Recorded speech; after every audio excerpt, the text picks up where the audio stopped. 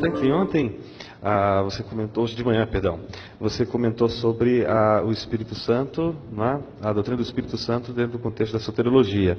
A pergunta aqui é a seguinte: qual a relação que você vê da doutrina do Espírito Santo com a interpretação pentecostal, da glossolalia, da interpretação de línguas e etc.?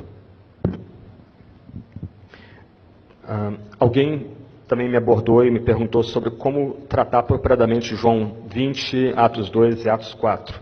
Eu acho que todas essas questões estão juntas aí.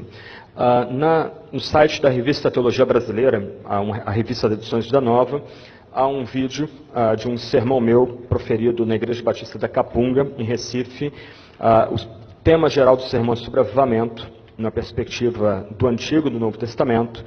E se você quiser ver como eu tento trabalhar esses textos, eu recomendaria que você visse aquele sermão, assistisse aquele sermão. Você pode escrever pelo site para conversar comigo e tirar dúvidas. Mas a minha grande questão é o seguinte: nós pegamos alguns livros de teologia sistemática, por exemplo, Alistair McGrath, na introdução à teologia cristã dele, ele vai dizer em algum ponto que, jocosamente, que a doutrina do Espírito Santo é a Cinderela esquecida da igreja, alguma coisa assim. A noção é que durante 18, 19 séculos a igreja ignorou o Espírito Santo e só agora, por causa da questão pentecostal, o Espírito Santo voltou à baila e está sendo trabalhado. E esse tipo de abordagem não ajuda, ele acaba engessando toda a nossa aproximação do texto bíblico, na medida que nós supomos que há apenas dois modelos para interpretar o texto bíblico.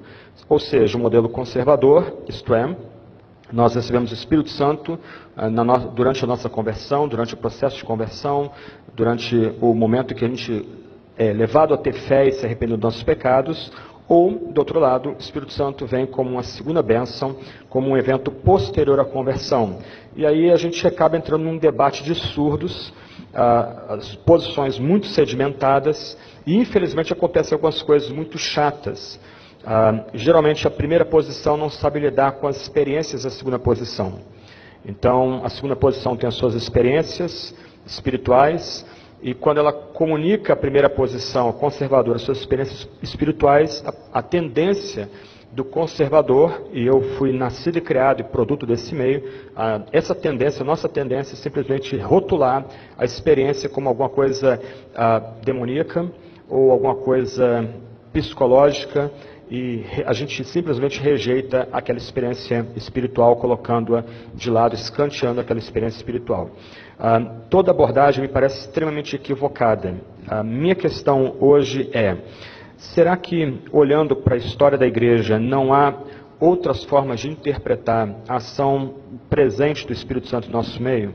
Então, lembra que de manhã eu sugeri que você veja a história da igreja como a história da interpretação do texto bíblico. Então, você tem um tratado do século IV, escrito por Basílio de Cesareia, chamado Tratado do Espírito Santo. Ele foi publicado em português pela editora Paulus, na coleção patrística deles. Simplesmente brilhante. Um texto brilhante. Especialmente quando você o coloca em contexto, que ele está escrevendo esse texto contra a controvérsia dos chamados pneumatoquianos. Era um grupo herético que cria na divindade do Pai e do Filho, mas entendia que o Espírito não poderia ser adorado, o Espírito Santo não podia ser invocado, porque o Espírito Santo é uma energia, é uma presença divina na nossa comunidade, não um ser pessoal, junto com o Pai e o Filho, como Nicéia e Constantinopla afirmaram.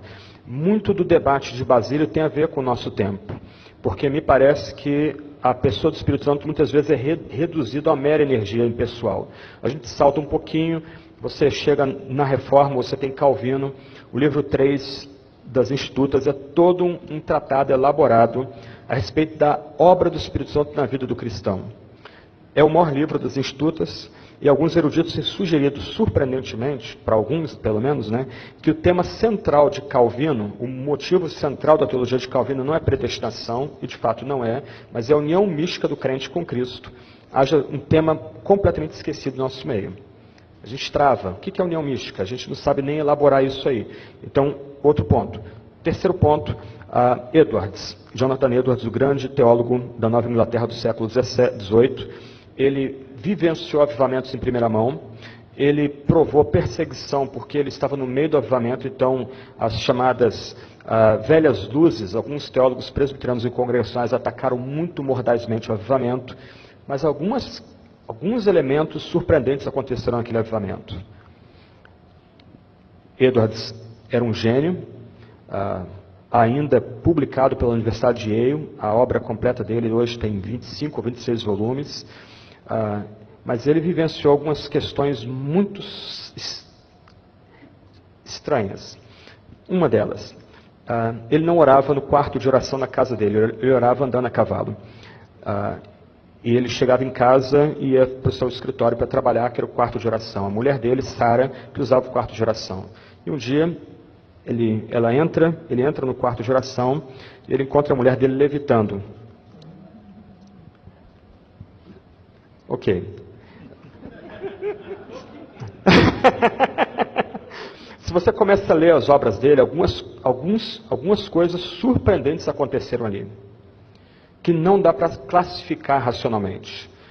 Quando nós vamos então para aqueles 3 textos que eu alenquei de manhã, o que me parece que eles apontam para a gente é que, de um lado, toda a vida cristã é vida no Espírito. Todas as graças que nós temos, chamado, arrependimento e fé, justificação, adoção, a certeza de estarmos aceitos pelo amado, santificação, tudo isso é obra do Espírito. O Espírito vem a nós, vem a todos nós juntos por meio da pregação da palavra. Quando nós cantamos hinos, salmos, cânticos espirituais, o Espírito Santo opera em nós, enchendo-nos também. Então esse é um dado que o Novo Testamento, de forma muito forte, acentua para a gente.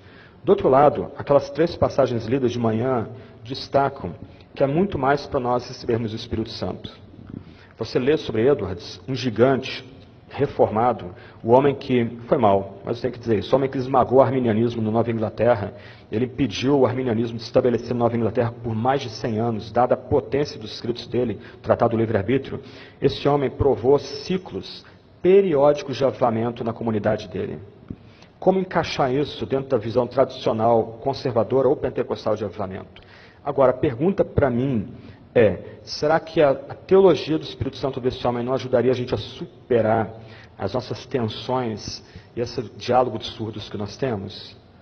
Pensa, por exemplo, nas orações da Sagrada Escritura. A oração de Isaías, por exemplo. Ele consegue descrever Deus. Santo, santo, santo é o Senhor. Ele usa categorias que a gente pode entender logicamente. Mas pensa em Ezequiel vendo o Senhor. A percepção que ele tem de Deus é tão majestosa, tão grandiosa, que lhe falta categorias formais para falar de Deus. Ele tem que usar a imaginação para falar de Deus. Isso não ajuda a gente um pouquinho? Me parece que o dom de línguas em Atos é diferente do dom de línguas em Corinto. Em algum momento, Paulo, em 1 Coríntios, vai dizer que o meu espírito, o grego é pneumamou, meu espírito ora. Será que isso também não ajudaria a gente a entender o fenômeno pentecostal de glossolalia e línguas?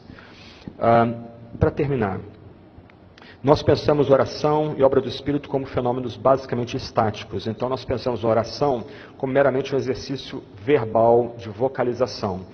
Na Bíblia, nós temos exemplos de fiéis, homens e mulheres, verbalizando sua oração. Mas não só isso. Nós temos na Bíblia homens ruminando, meditando na presença de Deus. Literalmente, recebendo a palavra de Deus, digerindo, mastigando aquela palavra e respondendo a Deus com aquela palavra. A gente vê isso nos Salmos, que para mim é graça. Deus exige que a gente ore e Deus dá as palavras para a gente orar. Mas a gente vê também nas orações na Escritura, um homem como Isaías, que a mente dele se dilata e ele vê a glória de Deus. E nós vemos homens na Escritura, como Ezequiel, como João em Patmos, que Deus se apresenta a eles tão maior, tão exaltado, que eles têm que usar as categorias da imaginação que ora para comunicar quem é Deus. será que a gente não poderia interpretar o dom de línguas dentro dessa estrutura?